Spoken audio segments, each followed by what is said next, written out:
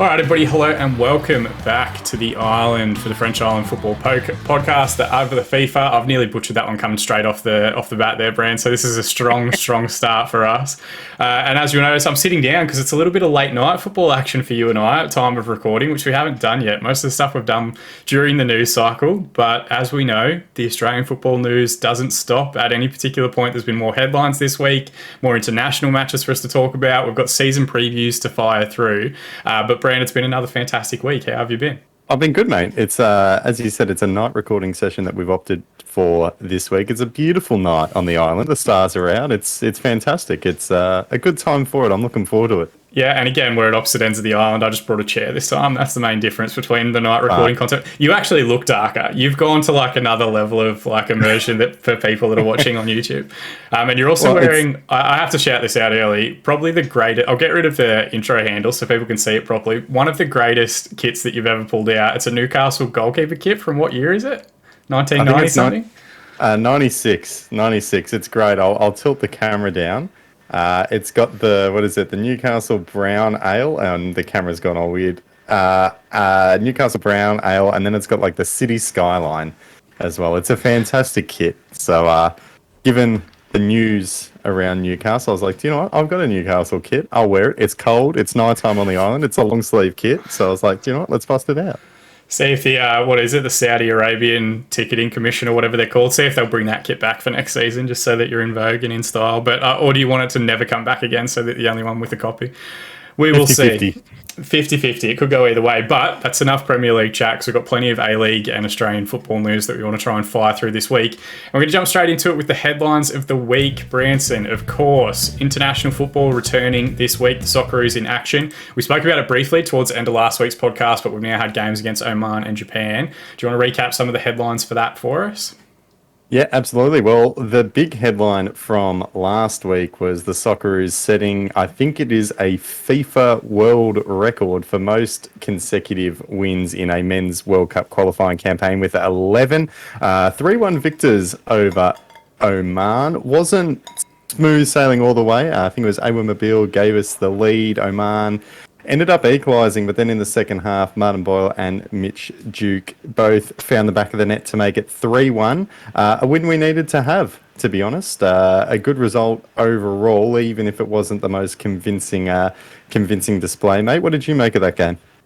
Yeah, look, Oman obviously beat Japan the last time out as well, so they're a talented side. Like they've obviously, I think, got a group that is collectively better than perhaps the value of the individual names because there aren't really any players within the Omani national squad that I know of. They had an old Wigan keeper back in the day, and that's, I think, pretty much the highest representation they've had. I think it was Ali Al-Habsi maybe, and he was fantastic. He was a brilliant goalkeeper. He won an FA Cup with Wigan, didn't he? I think he did, yeah. So he's probably their biggest name, but they don't really have anyone like that anymore. It's just a collective made up of players playing in the Middle East and a couple of, I think, young players that are playing internationally in North America and Europe as well. So they're putting together a really good, tight-knit kind of unit that's really come up with a couple of big results. So for us to do it and to do it at a neutral venue, I think is impressive. The big one for me is it just underlines at the moment that the man that's on screen at the moment, Aiden Hrustic, who we'll talk about a little bit further in a second, Martin Boyle and Awa Mobile, they are, I think, the three of them just dragging the nation through these qualification campaigns. We in our own heads as Australian football fans, like I think we always think of like the Moyes, the Ryans, the Sainsburys to an extent as being our big players because they are the most experienced. But those three that potentially weren't key elements of our last World Cup qualification campaign, I think all three of them have really kind of shown themselves as being pivotal to our chances of qualifying again this year. But a good result in a tough environment, and we kind of carry on to the next game, I guess, Brian. Yeah, well, just very quickly, I thought you were going to say dragging us down, and I was about to say, Sean, mate, I'm not on board with that take, but you were able to salvage it, dragging us through. I'm like, okay, yep, cool, I can get on board with that. Yeah, just very quickly on the Oman game, it's a game we had to win. Home away from home, playing in Doha, tricky conditions. Being so far away, obviously it's tough, but with tougher fixtures still to come, Oman is a team we should be beating. So it was a good 3 points to get, even more so as we lead into the next game, which is a 2-1 defeat to Japan, our first loss in 12 games. Another loss against Japan in Japan. I think it's, what, 12 years since we last beat Japan? Is that what the 10 bold promo said, mate? Yeah, it was. And shout out to Ten Bold because I thought the presentation of this match was fantastic. It was a shame that it wasn't on the main 10 channel, but even on the 10 Bold, like secondary channel, I thought it was really good. The studio presentation, the host in particular, and I apologize because I cannot for the life of me remember what her name was. She did a fantastic job, I think, kind of throwing to everyone. Luke Wilkshire was good. Mark Milligan's not doing a bad job. Alex Brosk has the most glorious beard in Australian football. He's taken that mantle from Mile Jedinak. So yeah, I thought that part was really exciting as well, just to see. We haven't really had, and this kind of shows my age comparative to yours, Bram, we haven't had like mainstream media attention on a national team and a national team qualification period since basically the 2005 playoff, I personally feel. Mainly because it did transition to Fox Sports after that, and there was some in-house Fox Sports reporting, but Fox Sports is not mainstream. It's not, known widely by the masses. It is just, I think, one of the fantastic developments this offseason that we have had greater exposure for the game on the 10 network and via Paramount Plus. Hopefully that's going to continue to grow via Viacom's continued involvement, investment in the league. Very exciting stuff. So quick shout out to them before we talk about the result, which I'll let you recap a little bit further if you like before I tee off a little. Well, yeah. So I want to talk about the result first. So 2-1 defeat. The biggest takeaway for me from this game was, losing to Japan in Japan is not, it's not embarrassing. It's not a disaster. Like, it's always a tough place to go. The fact that we haven't, been in Japan in 12 years, is symbolic of how difficult it is to get a result there. But I think the biggest frustration with this result is it's just such a missed opportunity. Like, it really was a 6-pointer. If we'd beaten them and gone 9 points clear of them in the World Cup qualifying group, that's huge. That is a massive gap. Japan as well, coming off back-to-back defeats. This game to me sort of reeked of, if not now or if not then, when. Like, Japan were in a little bit of turmoil. Had they lost, there was discussions that they might sack their manager. So they weren't exactly coming into this game in good form. Meanwhile, the Socceroo's 11 wins in a row, form doesn't get much better than that. So it's always a difficult place to go, but it just felt like this was our chance. What it would have done for the table was massive. In the end, a 2-1 defeat in pretty crappy circumstances. I didn't think we played well. I thought a draw would have been okay, would have been, maybe a fair representation of it. Aziz Bayic on that first goal didn't shower himself in glory with the muffed clearance, and then the own goal at the end just to rub salt into the wounds as well. It's a killer. I just think it's such a big missed opportunity. Not a disastrous result, but a big chance that we missed there, mate. What do you think? Yeah, look, there is no shame in losing to Japan away from home. That is the big portion. But then I think you have to look at this as a collective experience. Yeah, it's easy for us to kind of pat everyone on the back and say that we won 12, 11 or 12 straight, I've already forgotten. But, 11 in a row. 11 in a row, but we played nobody. I think Oman was the biggest team that we played during that 11 game run. We hadn't played a Saudi Arabia or Japan, a South Korea, an Iraq and Iran, one of the bigger nations within that Asian qualifying group. We basically beat teams that we should be expected to beat all the way through. I think Jordan and Oman are good teams, but they're not that top tier. Sorry, what were you going to add to that? I was just going to say we did what we needed to do. Like, those are 11 games where we won when we should have won. So, there's a lot to be said for that, because even when you're off, sometimes, like we saw against Japan, when you're off, you don't get a good result. So anyway, I totally agree. We didn't have a standout win in that 11-game stretch. But, we won 11 games that we absolutely should have. So I think that's still pretty darn good as well.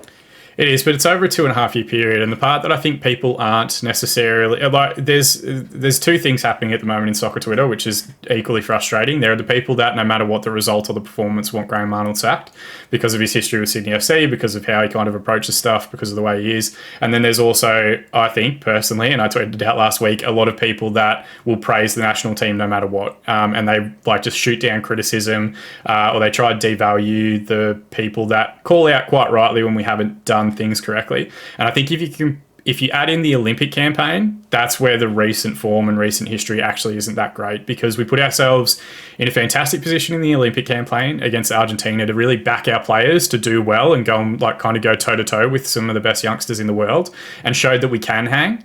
And then we get back into these scenarios and situations where, from a management perspective, and this is purely on Graham Arnold, I'm not criticising any players or anyone else in the coaching staff, we set ourselves up again to try not to lose and then lose those games. So we were in a position where we could have potentially topped the group and progressed in the Olympics, but then got so scared of trying to play football against Spain, so scared of trying to play football against Egypt, we end up going home with nothing and finishing bottom of the group. And then again, in this match, we set ourselves up again not to win the game, not to go toe-to-toe against a Japan side that you mentioned was on the ropes and potentially their coach was on the cusp of being sacked. We sat back, and for the first kind of 20 minutes, Japan were all over us because we were very, very deep. We were very, very narrow, particularly in midfield, without any specialised wingers. I know Mabil wasn't fit, but really like having that ability to stretch Japan in transition and in possession would have helped us quite a bit. And they were on top of us. Like, make no mistake, Japan in this game, I think, could have scored 3 or 4 goals. I think we maybe had one chance outside of Rustic's fantastic free kick, which maybe could have been a penalty, maybe could have been a free kick. It was a brilliant finish no matter what, as good as Socceroo's goals I think we've seen in the last few years. And I think that would have, I think, flattered us if we had have held on and got the 1-1 draw. I think Japan were good value for their lead. Adam Taggart did have a great chance in the first half, it should be said, that got pushed onto the post, an excellent save. But outside of that, there weren't really any other opportunities, I think, that kind of came up that really highlighted what came through. There was a Tom Rogic shot from the top of the box where it just sort of, what's the classic always rising, just flew over the bar. And you see him hit it, you see it go, you get far out. But I totally agree. Apart from that, I want to talk about the into the spot, awarded the penalty, big pause, big wait. Look, I'll be honest, I think a free kick was the right decision. Initial contact outside the box, but then I saw people on Twitter saying it carries through into the box, so therefore it should be a penalty. I don't know the letter of the law there, but for me it looked more free kick than penalty. But there was ball, and then down, and Rustic just went, I'm just going to bang it, and what a hit.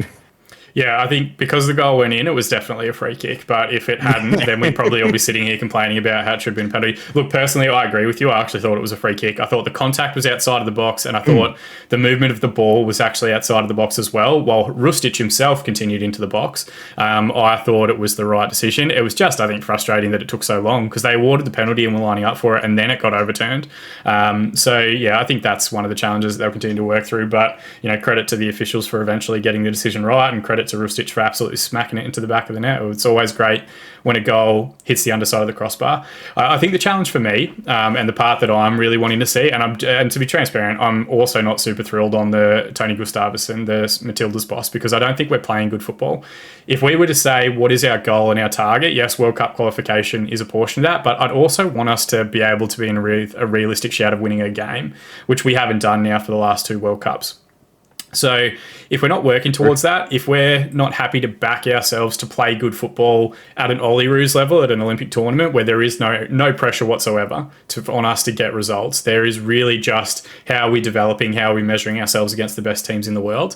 And then at the same time, like, if we can't back ourselves to go toe-to-toe with Japan, then how are we going to get ourselves into what I think are going to be potentially crunch situations where we might have to play a playoff against a North American team, South American team, whatever else. And then if we get to the World Cup, how are we going to back our team to play against the other best teams in the world that have qualified for that competition? So I think that's really the frustrating part. What is the point of having a manager in place who's not looking to develop the next generation of talent, who's really just looking to not lose and try and validate basically being a flat track bully in Asia, which we can be at times, given our strength comparative to some of the other nations we qualify against. Like, that's the frustration that I think a lot of people are fearing. We had an opportunity after beating Argentina to go and try and go toe-to-toe with Spain and see how we do, to try and go toe-to-toe with Egypt to get ourselves into the knockout rounds of that Olympics, and then again to really go after Japan in a situation scenario when they're vulnerable, and again we just set ourselves up to not lose and then lost. I think a lot of people, from a national team perspective,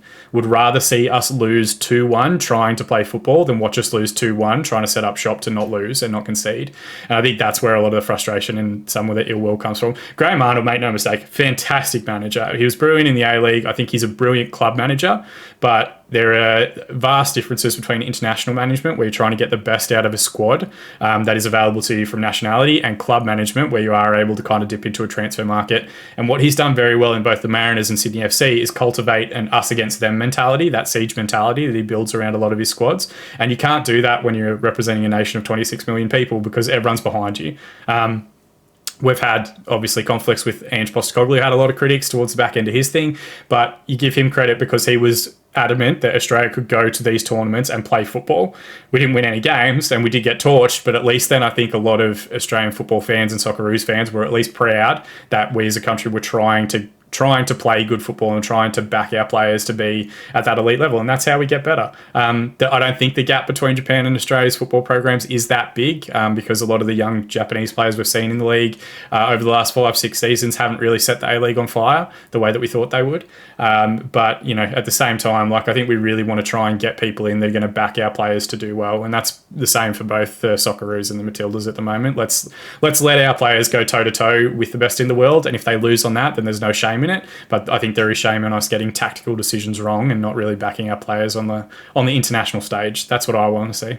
Fair enough. And I thought against Japan as well, I just didn't think we played that well. I mean, it seemed we turned the ball over a lot. That was one thing that stood out to me, just the number of missed passes and playing out of the back as well. But anyway, we do have other things that we want to talk about. So we are going to recap just one last little bit of the Socceroos. So let's have a look at the table here. Saudi Arabia on top. They are on 12 points. Australia second on 9 points. In third and fourth, we have Oman and Japan both on 6 points. So we initially had that 6 point gap. That's now down to 3. One final question for you, Sean. Between the two games, who was the standout player for you for the Socceroos? I think Rustic is the key hub. One of the big talking points was kind of like, how do we get Moy and Rogic in the team? And I just kind of think don't. Maybe get Irvine and Rustic in the side and try and free Rustic up as best we can, and then play someone alternative as a 10, maybe Martin Boyle if Mabil's fit. I'd love to see a couple more attackers, I think, brought into that squad. It'll be fascinating to see what happens within the next few windows as players that are based domestically. Like we saw Economides and Green out there. Is McLaren going to come back into that structure? Is Lecky going to come back into that structure? Yep. We've already seen Lecky say that he won't, as long as he has to come back in quarantine, he won't travel for the Socceroos. So yeah, so then that's actually kind of segues nicely into my next point, which is that the next game's hopefully going to be in Australia, which may potentially open up the routing that some of those Australian-based players that don't want to or can't quarantine due to family reasons, personal reasons, whatever else, may be back involved, and it might be a slightly different attacking lineup, and I think that's where the challenge sits at the moment. One of the interesting parts was Graham Arnold kind of impassioned plea to the New South Wales government to get the game with fans and how big an element of that is. But at the same time, look, why is it being played in New South Wales? Do you know why they picked that state when it could have fans in South Australia or Perth or Queensland? I think it's all about the government being on board. So I think New South Wales, from what I've read and what I understand, is the only state that's willing to let them come in and then have fans at the stadium, if that makes sense. I think they're the only one who's willing to promise that, whereas Queensland or Victoria wouldn't. That was my understanding, was that New South Wales were the only ones to really play ball. Yeah, and I guess if they're desperate for fans and that's the thing that's their key motivator, then I think they probably need to work a bit closer with the South Australian or Western Australian guys. West Australia, I don't think anyone's getting into because they'll mobilise the People's Republic's Navy or whatever else to stop anyone getting into that state at the moment. But South Australia would be a great shout to get it at Coopers with a reduced crowd if they can get that approval to get international players in. I think the other part was quarantine, mandatory quarantine for 14 days and players and staff and that sort of thing as well. Yeah, New South Wales doesn't care, I guess, is the big part, and the rest of Australia's got to kind of deal with it. Yeah. But yeah, it'll be interesting to see whether that actually goes ahead or if it does end up being back in a hub again based on current plans and lockdown restrictions and all that sort of fun stuff. Yeah, very quickly, the player who I sort of took notice of over the past two games was Matty Ryan. We were talking about it on air. You said it was unfortunate that we got to see so much of him, and do you know what? I agree with that. But I just thought some of the saves that he made, he's world class. It just sort of reminded us of that. I mean, we saw last year, he obviously got benched at Brighton, then went to Arsenal, didn't really start, didn't really play that much, didn't get much of a look in against a lot of these other teams in the first round of qualifying. He wasn't that busy, but against Oman, he made a number of good saves. Against Japan, he made a number of really good saves as well. So I was just sort of not pleasantly surprised, but pleasantly reminded of just how good Matty Ryan really is. So that's what I liked. But of course, you would wish that your goalkeepers are not very busy.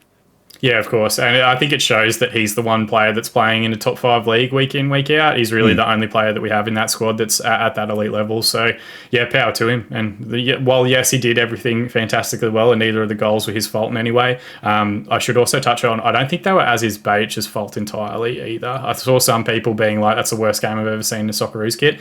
The cross that came to him was deflected and it was moving very, very quickly. So, yeah, he kind of had a fresh area at it, but we've both played Sunday League brand. It didn't look good. Yes. It didn't look good. I'd agree with that portion. But again, that does happen and it was still a good finish. It does. But you'd be hoping he'd just get something a little bit more substantial. Like, of course it's tough. Totally agree it's tough. But, I mean, yeah. You're right. We're Sunday League players, but it's like, come on, man. Like, I don't know, do better. Just come on. Like, I don't know. It's frustrating. And he's far better than I am, and I ever will be. But, it didn't look good. But the second one, not his fault at all. Not his fault.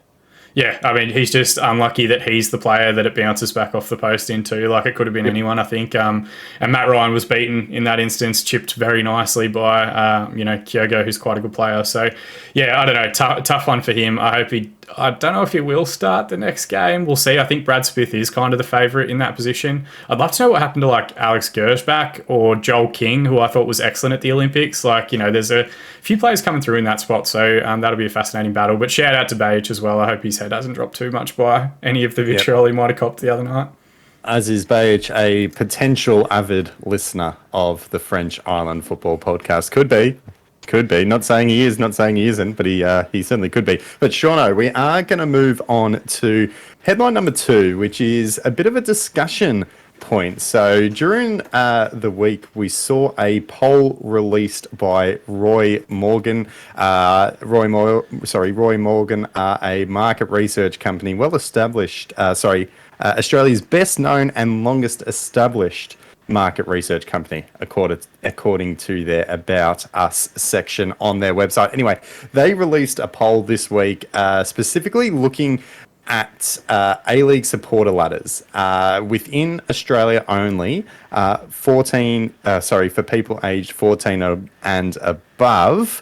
And mate, it makes for some interesting reading here. So it particularly looked at 2020's fan numbers, the fan numbers in 2021, and the growth. So for those listening on Spotify, Sydney are on top, the Victory are second, Brisbane are third, Adelaide fourth, Perth, Glory fifth, Melbourne City sixth, Western Sydney Wanderers seventh, Newcastle Jets eighth, Central Coast Mariners ninth, Macarthur 10th, Wellington Phoenix 11th, and Western United sit in 12th. So, mate, when you have a look at that poll, have a look at those numbers. We'll talk about the growth in a minute, but what stands out to you the most there?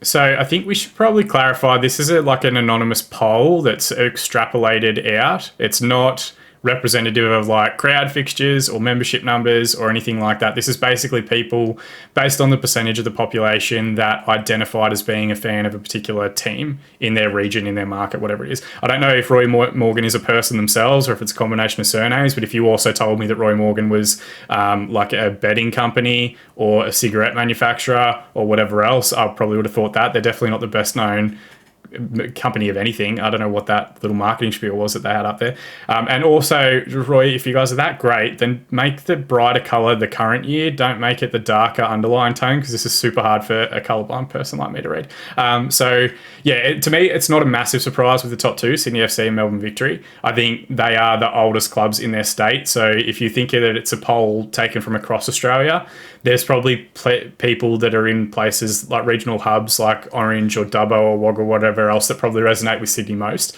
But that doesn't necessarily mean that they're at games every week and that they are paid up members and all that sort of stuff. It's just the team that they support the most in that league. Same with Victory, obviously the oldest club. The big surprising one to me was Brisbane. 559,000 is pretty impressive. Yes, they do have a whole state to themselves, but they are operating out of a boutique venue. Adelaide, I guess it's the same scenario where they've got an entire state's worth of people that identify themselves as being fans of that particular product or team. Perth is pretty much the same.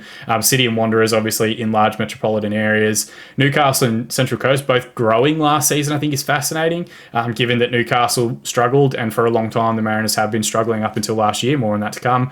Macarthur's fascinating. Wellington Phoenix, I'm pretty sure 42,000 of those people are New Zealand expats that are living in Australia now. This doesn't represent the New Zealand quantity. And then Western United, they've got a tough gig at the moment because there isn't a lot. Let's give them credit, right? Let's shout out Western United for the positive first. They said today that they're going to give any babies born today at the time of recording at Werribee Hospital or something like that a baby membership for free.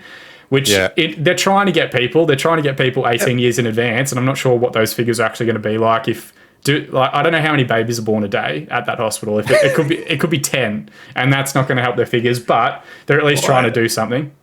Yeah, I don't mind it. It's a little bit cringe because it's like the only way that they can get members is literally forcing babies to be Western United members.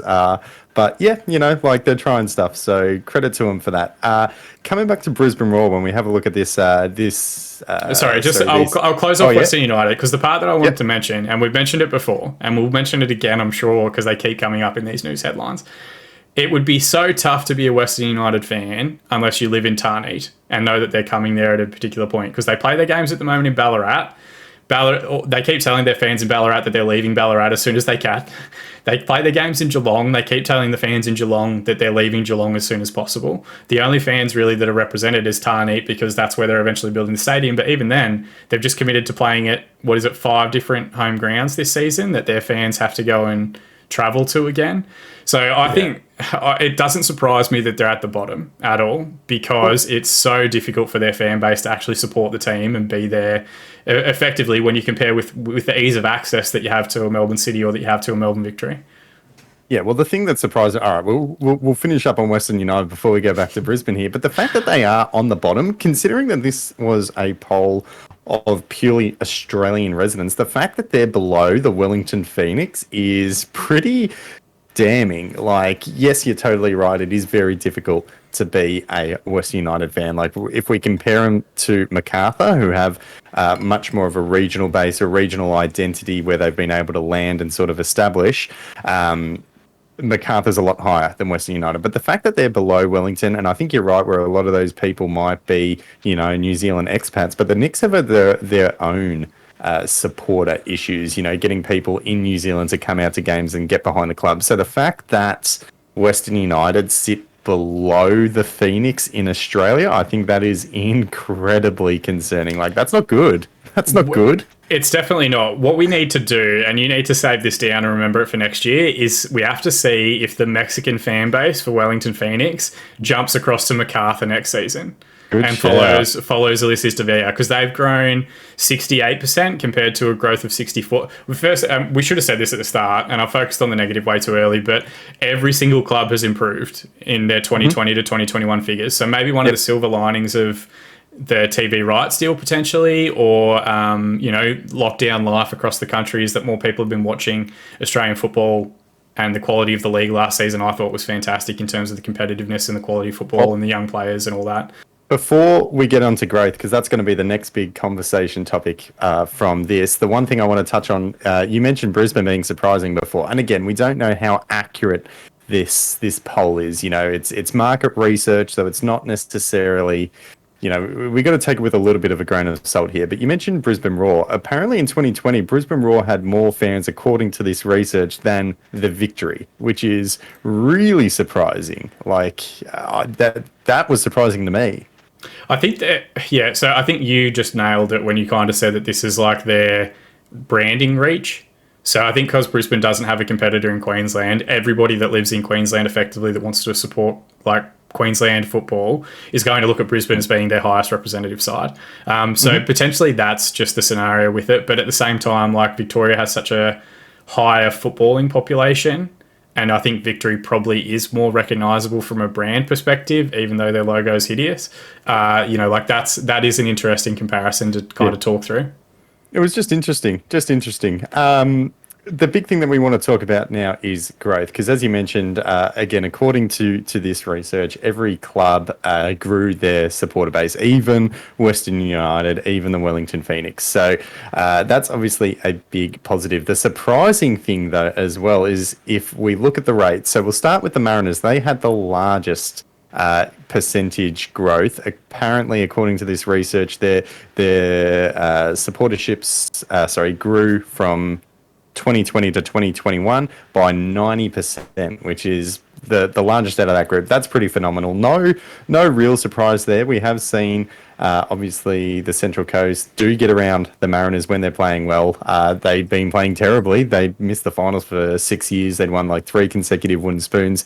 So you can't blame any fans for staying away. But, with their renewed success, they were on top of the league for a long time, making the finals for the first time in ages as well. It's good to see more people identifying as Mariners fans, apparently. Yeah, definitely. And even maybe one of these things is just that they've got a greater reach to their customer base because they're on Channel 10 now. And they've got, they are, for the better part, we're going to talk more about the Mariners in our season preview in this episode, but, for a long time they were the meme team. So, like, if you liked Marvin, if you liked the sauce bottles, which we'll come back to in a little bit as well, like they were the team that you kind of really supported as almost your second team in a lot of instances. And now that they have had a good season on the field, they did get some good crowds. They got a great crowd against Sydney FC. They got a great crowd for their elimination final last year. It's just about if they can either maintain that attendance regardless of on-field success, or if they can maintain that on-field success into the future. So, yeah, look, a positive news story no matter what for all the clubs. I think that's fantastic. It's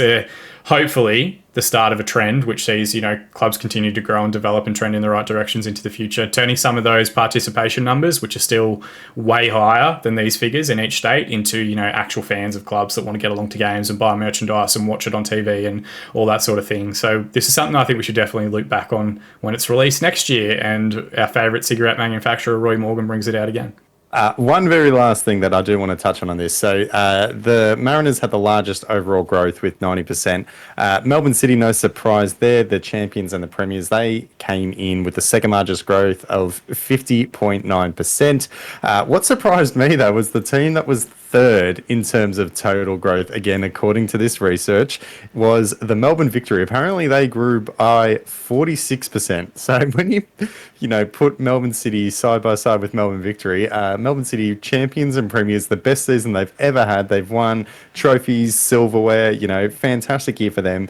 To only outgrow the Victory, who had their worst ever season, finished bottom of the table by 4%, is a little bit crazy. I think that sort of speaks to the power of the Victory brand and the Victory fan base there as well. And again, you take this market research with a grain of salt. We don't know how totally accurate it is, but that was the other big thing that sort of jumped out at me, was how one Melbourne team had their best ever season, one Melbourne team had their worst ever season, and still their growth grew at almost exactly the same rate.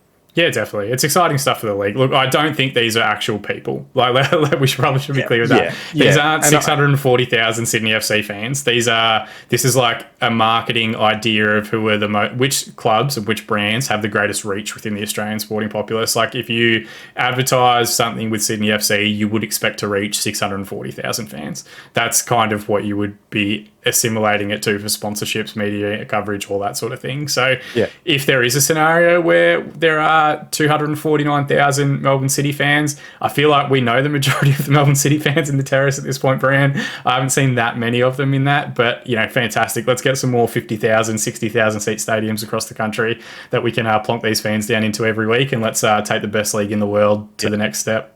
Well, the last note I'll end up was, it's not on the chart. It is in their article spiel that they had. It says in total over 1.5 million. Where is it here? There are now over 3.6 million Australians supporting an A-League club, which is great. It says up over 1 million, or 38.3%, on a year ago. So that's a very positive note to end on. mate. So again, with a grain of salt, but I think this is interesting. It's fun discussion topics here. But mate, we're going to move on. We've spent too long on the headlines. We're going to jump into the season preview, and the first thing we're going to take a look at is the Central Coast Mariners. We are indeed, Branson. So last year, if I have a look at our run sheet, arguably like a return to form in some instances, and in other instances a return to relevance for the Mariners. We touched upon it briefly there, looking at their their fan reach, let's just call it that, where for a long time the best things that they were doing were related to like their social media. Basically we've spoken about them as being the meme team for a while. And then last season, they really kind of returned to form. For a brief period, they were top of the division. Yes, that was under a COVID-influenced season where we were in different hub models and different teams had played a different amount of games and all that sort of thing, which kind of created a bit of a misnomer about how they were travelling. But as far as their start to the season is concerned, absolutely excellent. They did go on to finish in third position, fading slightly with Melbourne City and Sydney FC, who we previewed last week, getting out of them. And then an elimination final defeat to Macarthur. We already mentioned huge crowd for their game against Sydney late in the season to try and secure finals football for the first time. And then another fantastic crowd again for that elimination final against Macarthur, which they did unfortunately lose. We talk a little bit about, their season highlights and frustrations in a moment, but overall thoughts on Macarthur's season, Mariners season last year. What did you think it meant for the club to get back into the top three positions? Fantastic season for the Mariners. It was hard to say how important this was. This is a club that, there's been not takeover rumors. The guy's been trying to sell it for ages and has not been able to find a buyer. There's been speculation about them relocating, potentially folding, about the stadium deal. They had no fans. They can't retain players. They can't attract coaches. Like a bit of a shambles. The fact that they hadn't made the finals in 7 odd years in a league where over 50% of teams make the finals is concerning. That's alarming. So the fact that they were able to get their act together last year and perform, it's great. It's really good to see. You want to see this rotation or this cyclic nature of teams being at the bottom but then coming back up to the top. And the Mariners and another team who we'll talk about in future episodes had sort of broken that. They've been down the bottom for a long time. So for them to come back up and be relevant, I think is huge. Earlier on in the A-League, they were one of the juggernauts. They were a powerhouse of the league. They didn't quite get the silverware to match that, but they were really good. So I think the fact that they were on top, there was that sort of mismatch games, but they beat Melbourne City, they beat Sydney, they beat a lot of good teams. They did deserve to be on top. I think their biggest frustration was that they weren't able to carry that success on as the season neared its conclusion. They did fall off a little bit, dropped out of the top two, ended up losing the final. So they had all that early momentum. They weren't quite able to translate that into end of season success. But I think overall, a fantastic year. When we did our season predictions last year, I think we had them finishing 11th, and to finish third, I don't think anyone saw that coming. Of course, when we did our season predictions offline, because French Island is the first football podcast that we've ever done, Branson, we never had any content ever coming out anywhere else. But yeah, look, same thing. At the pub. We literally wrote it in the beach on the sand behind us, and then a wave took it away. But yeah, look, I'd agree. I think nobody last year expected the Central Coast Mariners to pull up any roots, so to speak. And I think a lot of people were really picking between them and the Newcastle Jets as to who was going to finish at the bottom, which is wild to think of when you consider the difficulty that Newcastle was having off the pitch last season, and the fact that the Mariners, for a long time, as you kind of touched upon, were a really successful side, inaugural grand finalist in the first season. They've won league titles. They appeared in 3 grand finals without winning one. Like, they've had different challenges throughout the course of their history, but they've always been competitive. And it is the smallest market in the league, the Central Coast Gosford area, but they have really stamped it as being the key team and the only real elite level sporting team from within that region. So the season highlight for them, I think we've both kind of touched upon it. Being relevant again is obviously the big one that I kind of noted down on our little map, but then also crowds returning, them getting the brass band back together, so to speak, in a literal sense sometimes, and then also not doing that. As much as we want to praise the work that they've done in social media and engaging their fan bases through a variety of different ways, we also really, want to see them be successful on the field. You want that for all of your teams. Season highlight, what do you think would be the biggest thing that they'd probably all say if we were to canvass the Mariners fan base? Probably would be that Sydney game at the end of the year. What was it? They had the banner out there, "Back from the pub," which was great. I think that really sort of summed it up. It was, Mariners fans returning to Gosford. So I'll be honest, I can't even remember if they won that game. And the result didn't matter it did, but like it was more symbolic of, the return of football at Gosford, or meaningful football. I think that would be their season highlight. What about you? Yeah, look, I'd kind of go with the same thing again. I think crowds returning and getting back around the side is the key element that they need. Like, we've just kind of spoken about for 15, 20 minutes about prospective fans within the league. We would want to have fans that are consistently going to games and supporting their team no matter what. Unfortunately, the reality of sport in Australia, and I don't claim this is a football-only issue, there are a lot of fans, and it's probably global, but specifically in Australia, it's definitely global. Yeah, there are a lot of fans that only go when their team's winning, and that's unfortunate. There are teams, as you know, being a long-suffering Fulham fan, that will support their club and their team no matter what, like whether they do get relegated, whether they do go down, whatever else. But, like for the Mariners, it's definitely a fan base and area that really only packs out the stands once they're up in the top half of the table. So I think that's fantastic for them. But we do have to look at the flip side of the coin as well. It's not all sunshine and roses. They do still have, as you mentioned, Mike Charlesworth as owner, who is still trying to turf the club, which is providing considerable challenges to them yet again this off-season. What do you think their greatest frustration will have been from last year based on seasonal performance, or potentially some of the off-season stuff that we're going to speak about as well? Just that they didn't finish off strongly. I think they had so much momentum. They were punching above their weight for a long time, and to not be able to capitalize on that in the way that they would have wanted. They lost their elimination final to MacArthur, who they'd beaten 3 times in the regular season. So, they had their number throughout the entire course of the season. And then to not win that final, a home final too, that's got to be the biggest frustration. Like, silverware was always going to be a stretch. They were always going to regress towards the mean and sort of fall off as some of these other teams caught up. But yeah, I just think, they had such a great opportunity and they couldn't quite capitalize on it in the way that they would have wanted. I think that's got to be the biggest frustration for sure. Yeah, what definitely. No, look, I'd agree with that one to an extent. And it was the nature of their performance as well. It was it was not there was no urgency to their game when they were losing that match. They were happy to just pass the ball around their back line despite being a goal down. It was a 2-0 victory on the day for MacArthur, but MacArthur got an early goal and then really set up shop, which they are very, very good at doing. And then got a second goal as the Mariners pushed to go on. But there just didn't seem to be, I think, a plan B for the Mariners as to how they were going to try and unlock that MacArthur defence. And then the challenge for them is that they had a very good 11 and okay 13, 14 players, but their depth outside of that starting 11 wasn't great compared to the rest of the division. And I think that's what eventually kind of hurt them a little bit. If their plan A didn't work, where did they go for a plan B? The other one, and it's a little bit after the end of the season, but it did come relatively quickly, I think, is losing Alan Stadich. I think he deserves a ton of credit for how the Mariners played last season, the team he put together, the structure he developed, making them hard to beat, making them a side that the Gosford and Central Coast area could be proud of. I think he was a huge element of that, and I think losing him still highlights that those same ownership challenges are there and that it is difficult in that environment to continue to operate and continue to perform.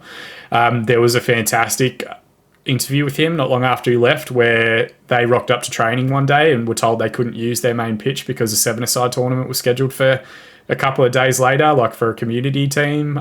So it had all been blocked off and they didn't even have access to their own facilities. So I think that's a big frustration for them, is that they've taken a step forward in a massive respect to get a good coaching structure and a good squad together, and now they've kind of taken that step back by having Stadic effectively only managed for like a season and a bit by the time he came in. Looking forward to this. Definitely. Looking forward to this season, though. There are quite a few players out, so we've got to recap a pretty long list, so bear with me for a second here, Bran. Alu Kowal, probably the biggest name heading to VfB Stuttgart. It was announced during last season, so they knew he was going. Fantastic to see one of the more exciting young attackers from the league getting an opportunity in Europe, and so far he has been doing pretty well with the under-23 sides in Stuttgart and has trained with the first team a couple of times as well. Jack Clisby departs and goes to Perth Glory, which is what is, I think, now a biannual event where he kind of signs for Perth. It seems to happen every 2 or 3 years that he heads back there. Daniel De Silva has departed to Macarthur in what will largely be seen as a challenging move for a lot of the Mariners fan base. Stefan Negro moves back to Melbourne and returns to the Melbourne Victory. Gianni Stensnes has had a transfer fee paid to see him move over to Viking in Norway, which is interesting. It hasn't been disclosed how much that was for, but we don't see that many transfer fees paid. Hopefully that is good for the Mariners. Michael Janota, their Polish midfielder, returns to Poland. Stefan Jankovic, who made, I think, 0 appearances or maybe like a 10-minute appearance, he returns or doesn't return anywhere because he's, I think, Serbian and he goes to Malta. Jordan Smiley has had his contract mutually terminated so that he can go and play in the NPL with Blacktown City in a rare move. And then Matthew Cahill is the other one that's released. A few big names there. If we were to run through Kuol, Clisby, De Silva, Negro, Stensnes, that's probably 5 of their starting 11 from last season. That's 4 starters from the elimination final against Macarthur, and then Kuol and Yonata both came on off the bench. So 4 starters and 6 players overall from their elimination final who have gone. Yeah, that's huge. I think it's hard to pick out just one as the biggest loss. I think the biggest concern is that it's so many. Like it's not losing 1 or 2 pieces. It's losing 4 starters from your elimination final and 2 guys who came off the bench as well. Like that's a lot of holes that they have to plug. Yeah, I think Kuol was probably the most exciting young striker in the league last season.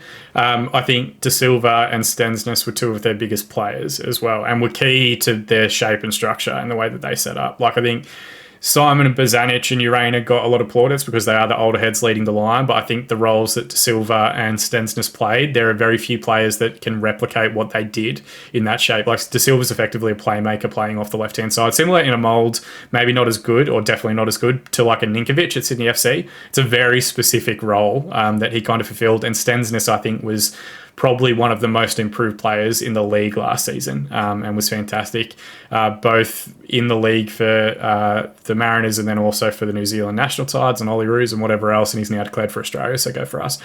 Players in brand. So Nicola Müller, the German international, 2 caps to his name, joins from Western Sydney. Noah Smith, left back who did start the season for Adelaide last season before losing his position to Harvey Lopez, comes across from Adelaide. I think it's either Kai Goddard or Cy Goddard. Apologies, let me know in the comment section below which it is. It is an ex-Tottenham youth prospect. Most recently, he was on loan at Mumbai City, winning the Indian Premier League with Adam Lafondra and a couple other players that have had A-League history in their past. Benny Nkololo, I've probably butchered that pronunciation. He joins from Stade Bretois in League 2 in France. Storm Roux does basically a straight swap with Stefan Negro coming across from the Victory, returning back to the Central Coast. And then ex-Melbourne City youth prospect Yaron Souza returns from a goalkeeping stint in Malaysia, likely looking like he'll be the backup for this season. There's a couple of players in their brand that look like they're kind of attempts at being like-for-like replacements for some of those outbound, but where do you think they're potentially either still missing a player based on who's departed, or who do you look at in that list that's going to be a key element of their season ahead? Overall, if you compare the list of guys who have left to guys who are coming in, the guys replacing the departures do not, as a whole, seem up to scratch. There is some uncertainty in there. I think Goddard is probably the most intriguing one.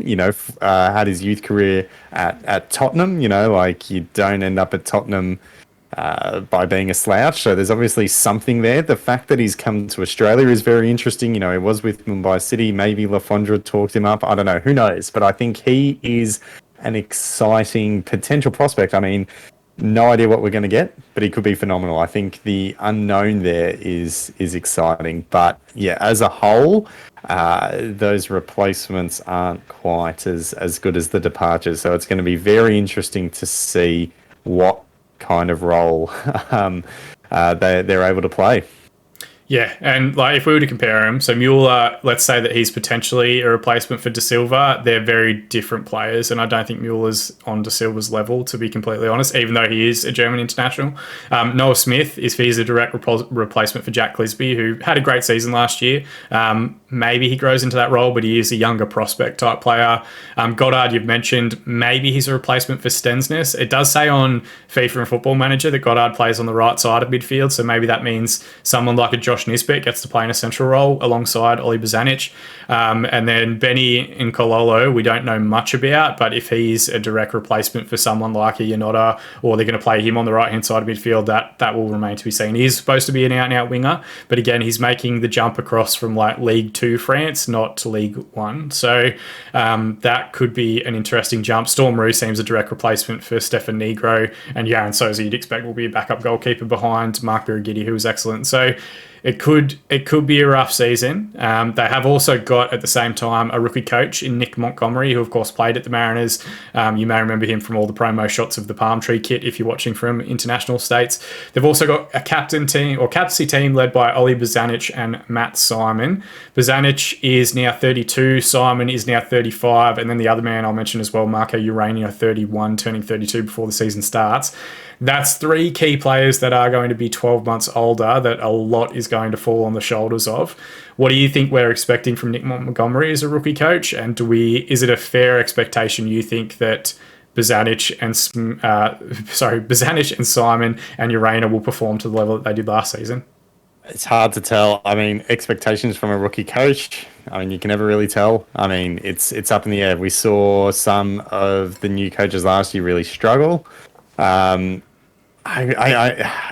can't see the Mariners making the finals. I can't. I think they overperformed last year. They were hitting on so many separate notes, if that makes sense. Like, there were so many things that needed to go right for the Mariners to succeed last year, and all of them went right. I don't see that happening again. Happy to be proven wrong. They proved everyone wrong last year. I don't know. Those older players, as you said, Matt Simon scored a bunch of goals. To be able to expect that from veterans who, as you said, are another 12 months older, at some stage you've got to rely on younger players, and a lot of those younger players who they might have relied on have now left. So I don't know where that leaves them, but with a lot of gaps to fill.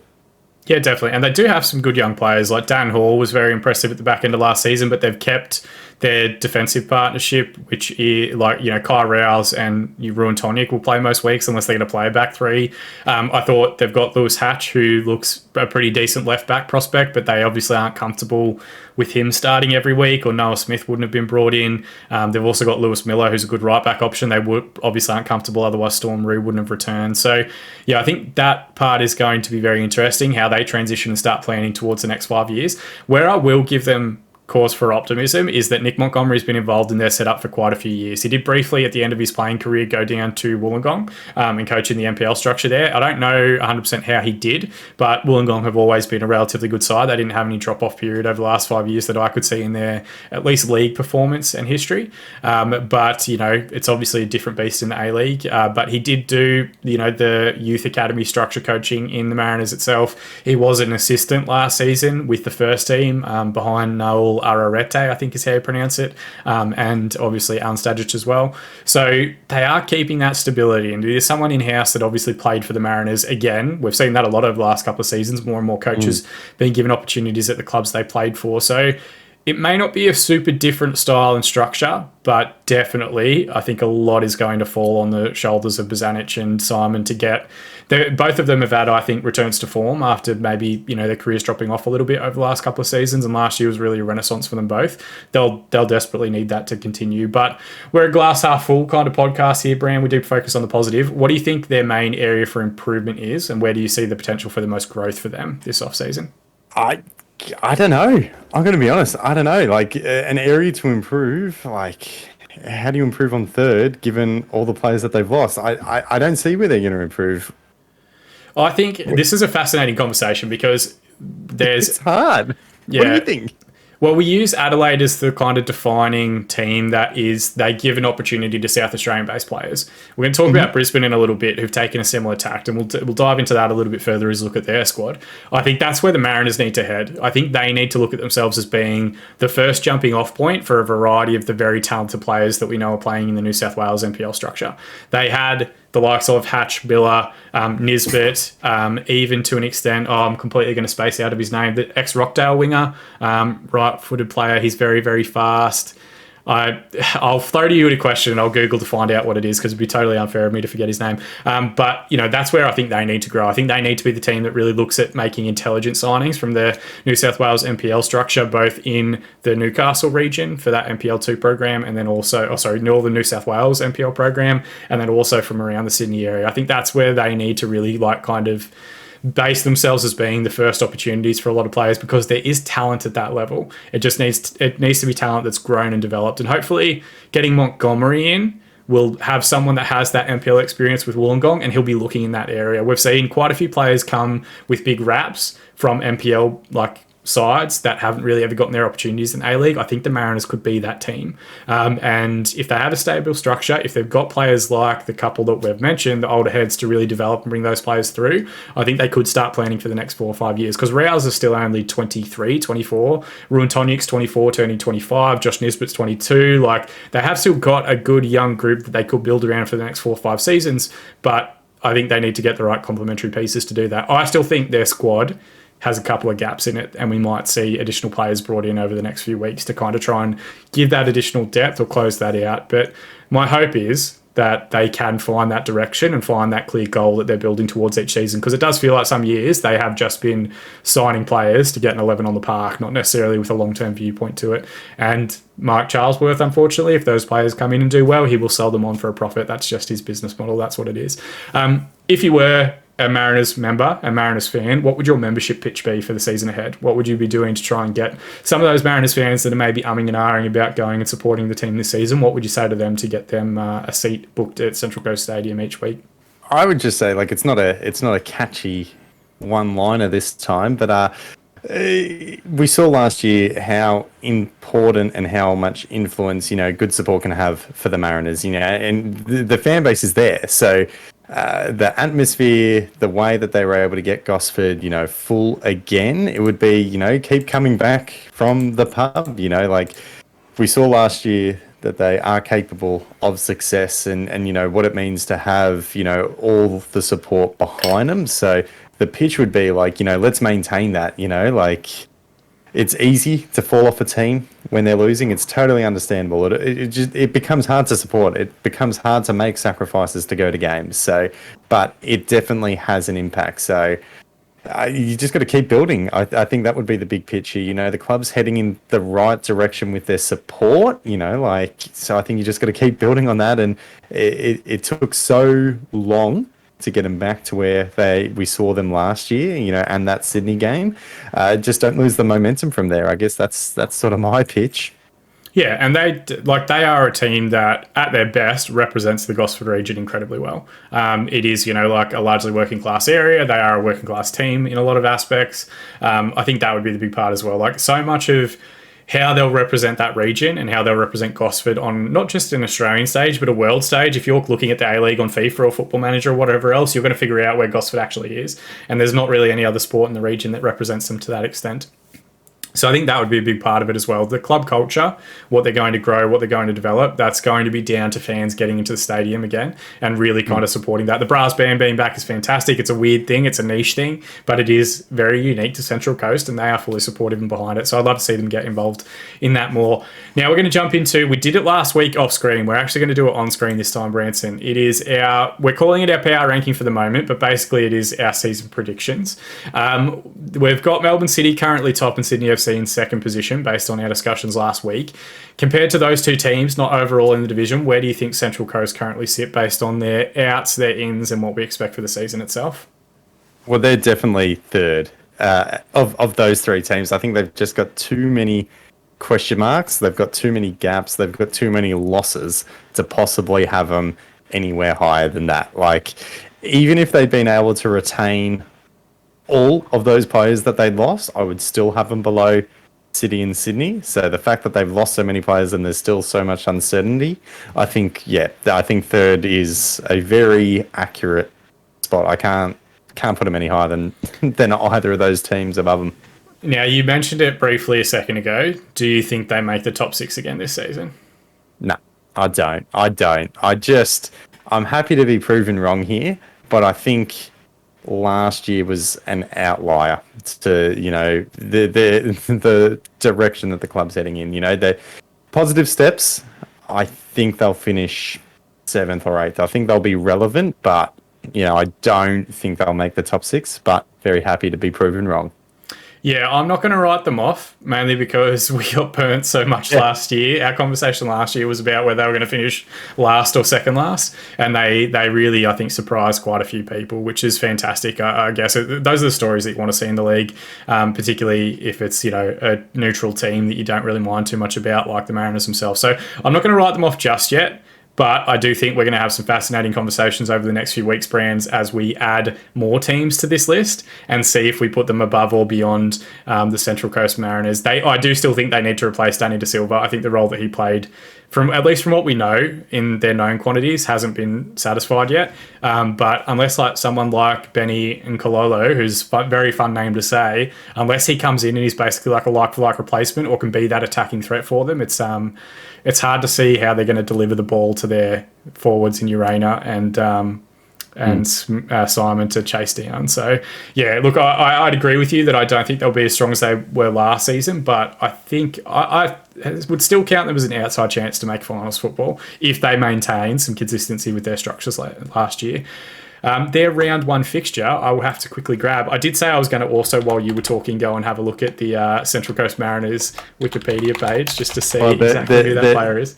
Their round 1 fixture is an F3 derby. They take on the Newcastle Jets on the 21st of November at 4:05 p.m. So that's going to be a big one. I mean, I'm not a big fan of derbies in the opening round of the season, but, it's certainly a spicy match to start off the year. Opening round derbies can definitely get in the bin. That's 100% something that needs to kind of disappear. We've copped it a whole bunch in Melbourne about getting victory in City. Yeah, good for hype, not good for on-field performance. And to be honest, I don't think it's actually that good for the hype of the games either, because the teams don't necessarily, they're not gelled, they're not playing great football. I think it's 100% one of those things that was a Fox Sports legacy thing that, potentially kind of got carried over from last season, or that, was something that we potentially wanted to try. And I don't know, Fox Sports did some weird stuff that I'm hopefully isn't going to happen this season. Jaden Casella was the right winger's name, who I completely forgot. I have to shout him out, otherwise it would have driven me nuts for the rest of the podcast. But we are going to take a quick break there, Brant. We're going to jump into some of our discussions around the Hall of Fame, and I think you're going to be fascinated with some of the results that we've seen as well. All right, so Branson, jumping into our Hall of Fame results, you will be very, very happy to know that the people on Soccer Twitter have pretty comfortably inducted your nomination from last week, the Mariners Sauce Bottles, beating out Matt Haynes' Kit Designs 71.4% to 28.6% of the vote. Thank you to everyone that voted, the 7 people that did. We did throw it up pretty late at night because I messed up scheduling the tweet at the right time. That's 100% on me. I'll pick that up for next week. But check out our Twitter at The Other FIFA as well each Wednesday to cast your vote in our Hall of Fame. And if you want to be a Patreon, you're also going to get the opportunity to nominate your own Hall of Fame nomination each week, which we'll have in the next few weeks. But that Mariners Sauce Bottle, which you can see on the screen now, that classic archival footage of that Cedar Sports, intern going rogue a little bit in the costume there, will long live in infamy within the history and the annals of the A-League. So not only that, Branson, you also get to kind of declare yourself the people's champion for the week, the voice of the people, the man of the people. I will. That's me. Now that you are the champion and you've got a title to defend, I will allow you the opportunity to go with the first nomination for this week as well. You can see if you can back it up 2 weeks in a row, or if I can peg one back on you. Yep. Well, I'm going for a special nomination, a winged nomination this week. Again, I'm going with the Central Coast Mariners vibe because, mate, they're just so good. So I want to nominate the bird that was at the Mariners game that nested in the grandstand. I can't remember what type of bird it was, but it's like a rare seabird that nested in the grandstand, forced an entire section of the grandstand to be closed so that no one disturbed it. And that's just a baller move. That's going, you know what, I'm going to build a nest. I'm going to build in a stadium. I'm going to literally make all these people avoid me. You know, like I'm. How much would it cost to buy 2 sections of grandstands, like all the seats in there? And the bird's gone, do you know what? Like that's where my nest is going to be. I'm taking it. I think that's a very peak A-League moment. You know, a bird literally forces the closure of part of the stadium, but that's just part of the perks of Gosford Stadium. You know, or Central Coast Stadium, sorry, in Gosford. You know, right on the water. Seabirds love it. That's great. Not as beautiful as French Island, but yeah, definitely. I think it was an osprey was the bird. I will double check, but yep. They did subsequently, after it nested amongst the seats, build a nest for it up in one of the light towers to try and keep it away from that area. So it is still there. You can go and see that osprey apparently, and it has had chicks and all that sort of stuff. So it's definitely kind of built around the culture of, I guess, like the myth of the Mariners and the mystique that's around that stadium. I am going to go big because I need to get back. I don't want to fall 2-0 behind to you, Branson. I really don't want to do it. I want to try and get level as early as possible. So I'm going huge, and I'm going to nominate Simon Hill because I think if you're ever having a conversation about Hall of Fame people that need to be in and around the Australian football landscape, he's top notch. Like, he is one of the best. So many different. I was looking at Striptease the other day, striptease.com.au, TEES. Be very careful about entering that into Google, or do it in an incognito tab. They have a bunch of shirts that are like famous Australian footballing quotes, and so many of those quotes are things that Simon Hill has said throughout the course of the A-League, throughout the course of the Socceroos, whatever else. I think the biggest and best signing and the best thing that they've potentially done so far was Viacom Paramount Channel 10 getting him on board so early and him being like the first person they announced as part of their broadcast team. And I personally think that both he and Andy Harper have just seemed a lot happier on their commentary lately. Like, they're kind of a lot looser than that they were under the Fox Sports environment. They seem just enthusiastic about football again. I think both of them seem refreshed and invigorated. So I'm going to go big. I'm going to go after Simon Hill to be nominated this week because I think he absolutely has to be. He's got to be in there at some point, so I might as well rip off the Band-Aid and get it done now. Shit, imagine if he loses to Rosie and Hutch, the stadium patrons, the Eastern Ospreys that nest at Central Coast Stadium. Central Coast Stadium, as well, the official website, centralcoaststadium.com.au, has a specific section for birds. So that's how iconic they are. There's apparently 6 breeding pairs of Eastern Ospreys. But Rosie and Hutch are apparently the stadium patrons' proud parents, Sean, that just welcomed 3 new chicks for the 3rd year in a row. Congratulations to Rosie and Hutch there. So Simon Hill, he's up against it. He's got to beat 5 Eastern Ospreys. It's going to be tough. It's very tough, but I think if there was a man that's capable of doing it, I think it is Simon Hill. So we'll see how that one plays out. I need to get it back to 1-1, Brand. Like, we can't have this nonsense about you just continuing to nominate the Central Coast Mariners for different things every week. We saw their fan engagement from that Roy Morgan thing earlier. They don't have that many Twitter voters. So, like, if we can get more than 7 votes this week, we'll be absolutely flying. But we are going to jump back into our season previews, and it's another side that had a relatively successful season last year. It is the Brisbane Roar, Redcliffe's finest. They did make the jump from their much maligned Suncorp Stadium last season, which had a big cavernous atmosphere, out to Redcliffe. It was probably met by a variety of their fans with differing opinions, depending on what side of Brisbane you actually lived on and how difficult it became for people to get to games. But they did finish 4th place in the league itself in a very tight league fixture. They were in the conversation for the top 3 finish and potentially top 2 finish for quite a while. They had a fair few games in hand on other teams at various points throughout the course of last season. But they did also fall to elimination to final defeat at home at Redcliffe to Adelaide, who came flying out of the blocks and got a couple of goals in the opening 15 minutes of that contest. Last season for the Royal brand, what were some of your thoughts going into the season? How do you think they performed overall? Where do you think they would basically fit in the overall terms of the season as we head into a new year? I thought they had a relatively successful year last year. We talked a lot about rookie managers. They had a rookie manager last year in Warren Moon, promoted straight from the NPL as well, which was, good to see. Kind of unique as well in Australian football for a lot of these coaches going straight from the NPL into a head coaching gig at the A-League level. So I think given that, you know, finishing fourth, I thought they had a good year, you know, for a long time as well. They were in that title hunt. I think with about, you know, 5 or 6 games to go, they had a couple of games in hand, but they were sort of right along there with Melbourne, Sydney, and Sydney. So they were competitive right up until the end. So I think overall last year, you got to say it was a good year. Yeah, and you mentioned Warren Moon. We've done 4 season previews now. These are the 4th team. All 4 clubs have coaches that played for the team during some period within their history, which is a fascinating thing to kind of look at. Now the league's heading into its 16th season, I think it is. I'll have to double check that one. But, you know, like he was a Brisbane player in their foundation era. As you mentioned, he went through his coaching structure the right way. Wasn't always part of the Brisbane Roar camps with the different coaches they've had throughout the course of the year. Went back through the NPL structure, had success with Lions FC, and then based on the back of that success made the transition across to Brisbane Roar, where he really has kind of nailed down, I think, a better club mentality or club culture than what Brisbane have had over the last 5-6 seasons. They were very successful in the Postecoglou era, and their club culture was effectively winning. But now it does feel like they've kind of adopted the similar strategy, and we'll talk about it more with some of their players out and players in as well, where they really are kind of trying to become a representation of Queensland football, and particularly Brisbane football. And that is to do with their now closer than ever ties to the NPL program in that state, some of the players that they've brought in that are effectively homegrown talents, and then also Warren Moon has been, I think, very transparent about his faith and belief in young Queensland players and getting them into this Brisbane Roar lineup as early as possible.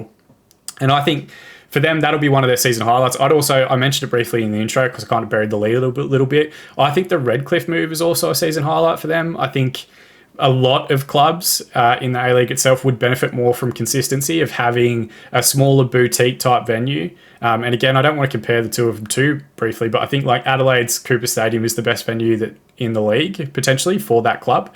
And then they've got the backup option of having Adelaide Oval to go to if they think they're going to get a 50,000 crowd for a final or something like that. And I think for Brisbane, having a Redcliffe stadium that hopefully they're going to be able to call their home, and then also having Suncorp in their back pocket as being their larger scale venue for bigger marquee fixtures, that's huge for them. And I think once the fans kind of got around it last year, some of the atmospheres that they created at their matches was pretty impressive. The other part, and maybe you know more about this than I do because you are the legitimate journalist, I'm just a YouTube monkey, is that Redcliffe has been announced as one of the 17th NRL expansion franchise, who I believe is still going to train in Redcliffe, but is now going to play their games out of Suncorp. So effectively, Brisbane have now kind of just swapped stadiums with an NRL club, which will be interesting to see how that plays out. But if they can get more of a foothold in that area and more of a stadium facility that looks like their own, if you do watch their games, it's got Dolphins written on everything. The seats, the RSL out the back, the advertising hoardings, all that sort of stuff reference a different club. So it definitely looks like they're renting it for somebody else. But if it gets them a step closer to having an area they can call their own, I think that's a massive, massive highlight for them in terms of their long-term future, and then also like sustainability as a club and having a key regional area in Brisbane to define as their own. But I'll throw to you there, Bram. What do you think their season highlight would be, or the thing that they're most proud of from last year?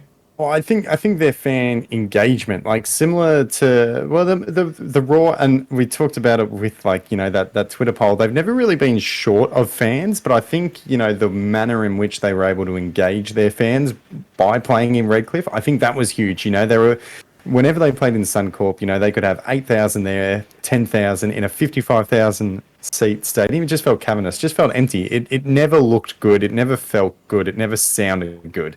But you take that same number and you put it in Redcliffe, and all of a sudden, you know, the atmosphere is fantastic. You know, it sounds a lot better. It looks a lot better on TV. A lot of people who went to the games seem to agree. Again, we're not from Brisbane. We don't live there, so we don't know how difficult it is to get to that stadium. That could prove to be, you know, a sticking point moving forward. But at least from the optics and from the sound as well, it looked fantastic. You know, so I think that sort of fan engagement level has to be a big one. On field, they beat Melbourne City 3-0 late in the season.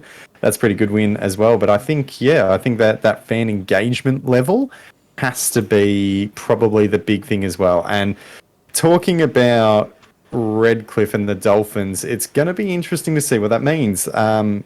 When Redcliffe were announced, they wanted to grow NRL in that northern Brisbane corridor, but then they said that they're not going to latch onto that Redcliffe name, that they're just going to be known as the Dolphins. So it's going to be really interesting to see how that plays out, because I think they just spent like something like $10 million getting Dolphin Stadium up to scratch. So I would be surprised if they abandoned that completely. You know, even particularly for some of these games against smaller NRL teams, I still think they'll play there. Whether that's a good thing or not for the Raw, I don't know. We'll see. It could mean more investment. We know the NRL has deeper pockets than the A-League, but it could also mean that they're playing second fiddle, because obviously when they were playing there last year, they were a tier above the Dolphins. You know, they were the full-on professional team, whereas now they're going to be on equal pegging, and, you know, the Dolphins are probably going to surpass them in terms of the hierarchy there. So is that going to be a good thing or a bad thing? We're going to have to see. You know, it seems to suggest that there could be further developments or expansion or whatever going on there. But yeah, I don't know. It'll be an interesting one to play out. Do you think it's positive or negative? Look, Again, it's super early days, and we don't know. But yeah. And they don't come into the NRL until like 2023, so there is still some time to go before any of that happens. But I think the one thing that it could do, even if it doesn't end up becoming that Redcliffe is the area, I think it provides a use case and evidence that a 10,000 seat rectangular stadium in Brisbane is sustainable for an A-League. Like, I think that's always been the challenge, is one, getting that investment from Football Queensland or the Queensland state government or whatever it happens to be. But the atmosphere that they created at various points last season was very, very good. And even in the elimination final, like, it was a largely orange crowd. It was a pretty loud and raucous area. I cannot wait to have an away day there and to book seats on the balcony at the Leagues Club behind it, because that looks like one of the best places to watch a football game, I think, potentially in the league. So that's something that I'm definitely looking forward to ticking off my A-League bucket list. But yeah, I think worst case scenario, they don't stay in Redcliffe, but it at least provides them with additional leverage and hopefully additional government support to get a specialised football facility somewhere in the Brisbane area that Brisbane call their own. We've got enough clubs in this league that have issues with regional identities, or I don't want to say homelessness, but the nomadic nature of some of them can be a challenge. So I think if Brisbane can get that stability, whether it is in Redcliffe or in a similar sized arena and area in Brisbane, that's going to be huge for their future as well. But I will run through some of the players out, because they have, like a lot of the other clubs in the league, had a fair overhaul in terms of the playing squad from last season that did have them get that successful top four finish. A huge one, Macaulay Gillespie, left-footed defender, heads to Plymouth Argyle, joins the Green Army back in the south side of England over there. Rico Danzaki, a young Japanese youth international, returns to Hokkaido in the J-League. Joe Champness returns from his loan spell to the Newcastle Jets, where he'll play this season. Dylan Wenzel-Halls, arguably the leading light at various points for Brisbane last season, he makes the move down south to Western United, as does long-serving goalkeeper Jamie Young. It was rumoured for quite a while that he was departing Brisbane Roar despite still playing, and he has made that adjustment now. Anthony Burke-Gilroy, previous Newcastle Jet. I think he played briefly in North America, can fill in midfield and at right back. He's been released. Jordan Courtney Perkins, a good young left-sided fullback, has been released as well. Golgol Mabratu has run out of goals and he's also been released. And Masato Kudo, the Japanese striker that they signed last season, who didn't really play all that much, to be honest, has also been released. So a few big outs there, Bran. Who do you think is the biggest one that sticks out on that list for you? Probably Danzaki, I reckon. He was their leading goal scorer last year. If you pair him with Wenzel-Halls as well, Brisbane have lost their leading two goal scorers from last season. Danzaki had 9, Wenzel-Halls had 7. So I think, Danzaki played, I think he played like 26 games. I thought he was probably their most exciting player last year as well. So I think he's going to be a big loss. But overall, goals. That's going to be their biggest loss. Yeah, I'm also going to call out Macaulay Gillespie, because I think he was very, very underrated in the league last season. Yes, yep. Yeah, huge left-sided English defender. We don't have a huge surfeit of left-sided central defenders in this league. Curtis Good, Matt German, and then probably Macaulay Gillespie would be the top 3, I would think. Please, if I've forgotten anyone, let me know in the comment section below, because I've immediately just thought of like Michael Jakobsen and George Timotheo and a whole bunch of other ones that I probably should have brought up. But I thought he was excellent last season, and I think the shape and structure that they played with that kind of rotating back 3, sometimes they were back 5, sometimes they were a 3-4-3, sometimes they were a 3-5-2. 3-5-2. A lot of that was down to his ability to both fill in as a left wing back and then also as a left-sided central defender because of his size and ability, and he could definitely hit a ball. So when we kind of look at their players in, which we'll do in a moment, he's the one that I don't think they've replaced yet. I thought Denzaki was good, but I couldn't never tell if he was a winger or a number 10 or a forward or whatever they wanted him to be. And Dylan Wenzel-Hall's up and down in terms of, I think, his output at various points last season. Started off strong and then sort of seemed to fall away a bit. Yeah, and that's one of the things that I think happened in Brisbane season. They started really well because they weren't under the same lockdown restrictions related to training that a lot of the New South Wales and Victorian sides were at the start of last season. So they really came flying out of the blocks early part of the year, where they did have a few very big wins and good performances in the early half of the year before kind of fading, and I think potentially the rest of the league catching up in terms of match fitness and sharpness and that sort of thing. But then, at the same time, same thing that we spoke about with the Mariners, their depth outside of their starting 11 wasn't always the deepest. But they have brought a few players in, including some very interesting names. Matty Steinman, who of course played at Wellington Phoenix, comes across. German youth international. I think he's technically Belgian now. I can't quite remember. He comes from East Bengal, where he spent a season playing over in India as part of that exodus last year. Nikola Miluznic, very, very fast winger who played at Adelaide United, spent last year with Randers in the Danish league and actually got some decent minutes in that competition, which I think has surprised a lot of people. Youngster Luka Ivanovic has joined from Sydney FC. He becomes another Sydney FC departure for a young player looking to get game time. Juan Lescano, who could be a fascinating prospect, most recently played in Russia in the second tier there, but he is an ex-Real Madrid and Liverpool Youth Academy prospect, which is going to be interesting to see. You don't get those opportunities even at a junior level unless you've got some ability, but I think he's a player that's desperately looking for a home, and I'm sure a lot of Brisbane fans are looking at the likes of Solazano from their past, Besart Berisha, the big one, of a European striker being plucked from obscurity to maybe lead the line for them to some success. Jordan Holmes, who was the Olyroos backup goalkeeper, has joined via Bournemouth and a couple of other lower league loans in England. And then the two big ones, which we'll talk more maybe separately about, Jez Lofthouse joining from Olympic FC in the NPL, a young player that's had a huge rap on him for a few seasons. And then Henry Hoare from South Melbourne, a Queensland native who came down and played for South Melbourne last season in the NPL. Obviously, that competition was called off relatively early, but otherwise had pretty big raps on him.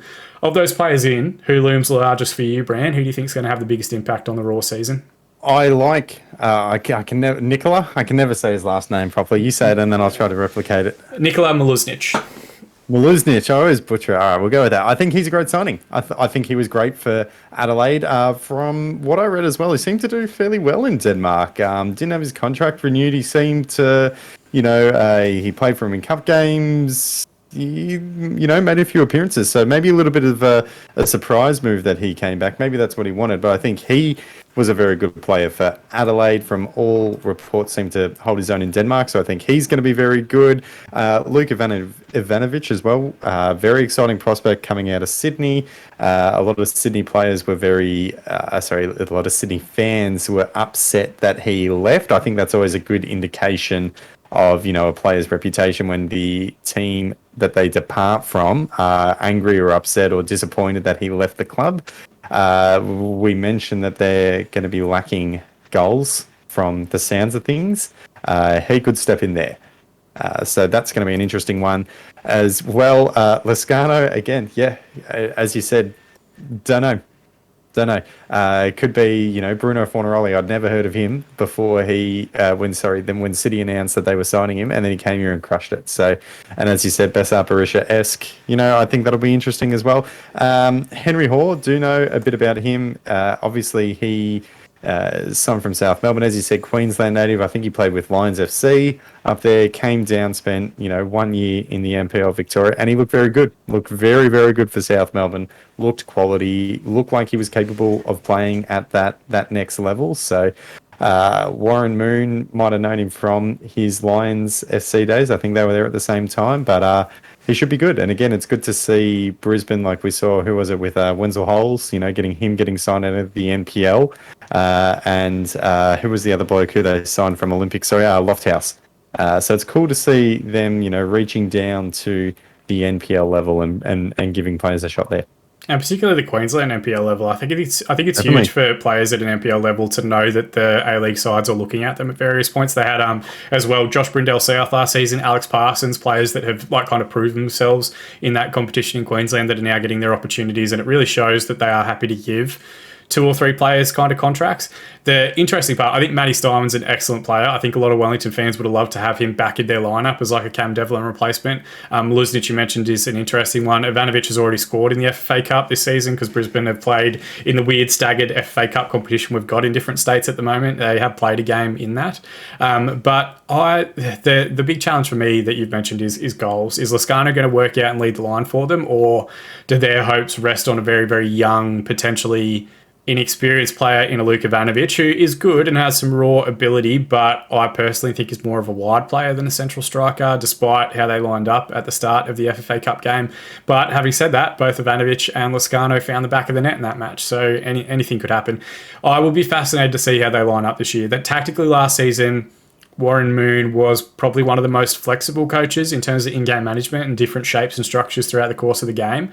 And I think an additional year with the group that he's got, and they have retained quite a bit of talent, and then also these additional pieces, it'll be fascinating to see how they line up.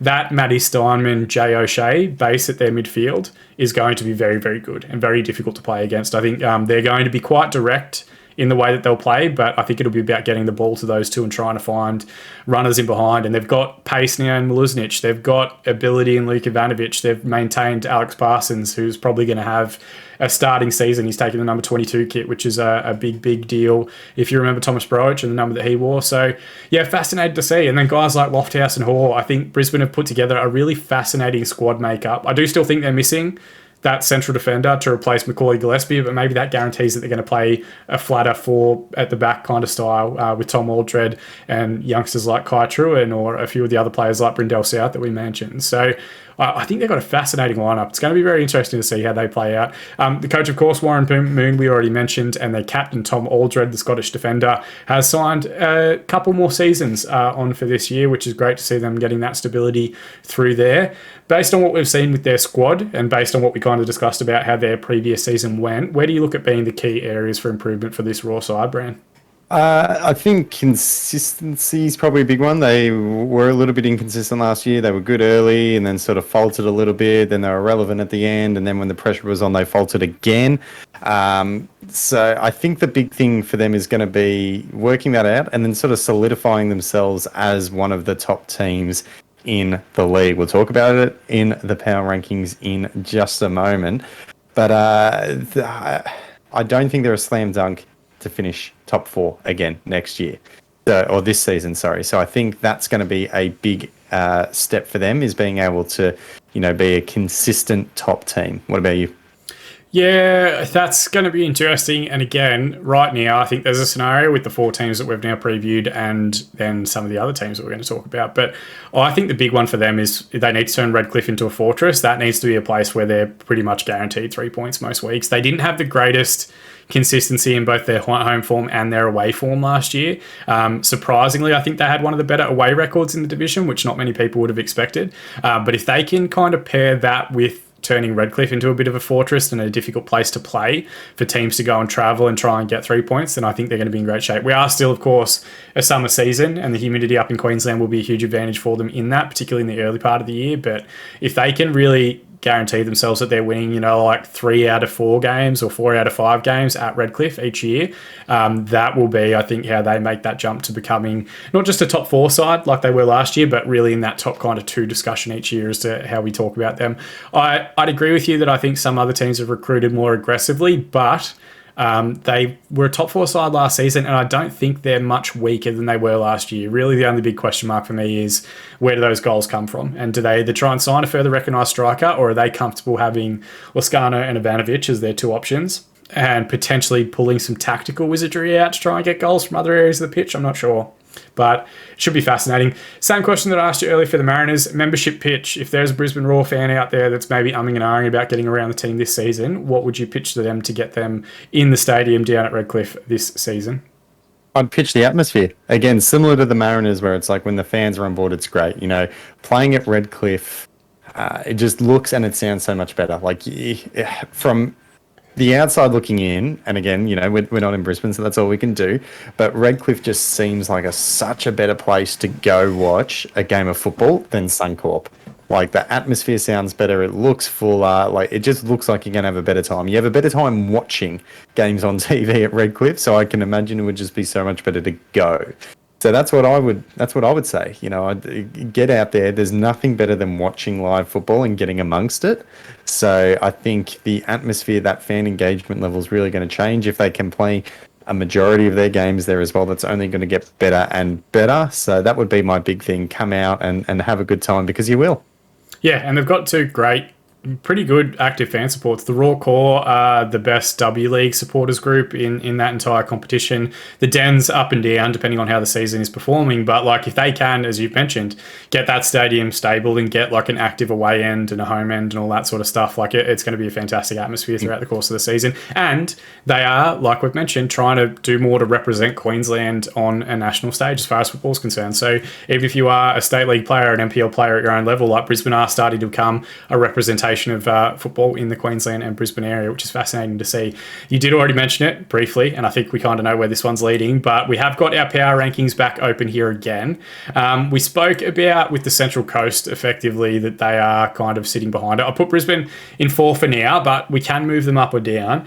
Comparatively to the other teams that we've previewed, do you think Brisbane have taken the steps this offseason to crack that kind of top 2 between City and Sydney FC? Do you see them as potentially being above the Central Coast in their off-season recruitment and player retention? How are you feeling about the season? What do you think their prediction will be for the year? I think they're definitely above the Mariners. I think the key 2 words that you mentioned there was player retention. So while they did lose, you know, Denzaki and Wenzel Holz, their 2 leading goal scorers, I still think overall they were able to retain a lot of those pieces. They had a few of those player departures. A lot of those guys were actually released, which seems to indicate, you know, more of a clear out, more of that, you know, they're not interested in retaining them. So I think, whereas if you compare them to the Mariners, they lost a lot of key players. I think the Raw lost maybe 1 or 2, let's say 3 good players. I think the Mariners lost far more than that. And I think Brisbane have done a better job, again, from the early initial stages. Could be totally wrong here, but I think they've done a better job of bringing in players as well. For me, yeah, they're definitely above the Mariners. I think they're certainly below the top 2. If we're talking about, you know, their predictions for this year, or their goals for this year, I think, you know, top 6 is a realistic goal. I think, you know, they made the finals last year. There's not that many reasons why they shouldn't be there or thereabouts. Again, I think top 2 is going to be a tough one to crack. I don't know if they've got the ins to take them to that next level. If they'd been able to retain those 3 players that we mentioned and build on that, then you go, yeah, top 2, give it a crack. But I think I'm comfortable with them being above the Mariners and comfortably below 1 and 2. What about you?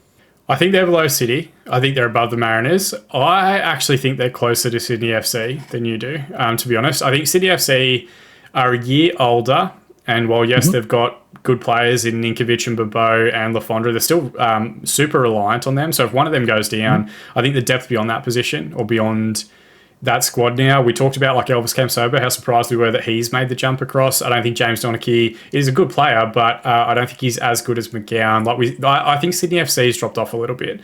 But having said they've got runs on the board though. That's what I was about to say. They have got that kind of culture and that stability in terms of the winning mentality. So I think Brisbane's closer to second than perhaps they would have been 12 months ago if we were having this same conversation. I will leave them in third, and the only reason is exactly what you've just mentioned, is that Sydney just has that culture of winning and just being annoyingly good at various points or at crunch points in the season that Brisbane hasn't quite nailed down yet. Yes, they were fantastic in their era during the league, but last year, both the Raw and the Mariners, interestingly in this episode, had really good opportunities with home finals in elimination final environments, and both of them couldn't come up like big in those games.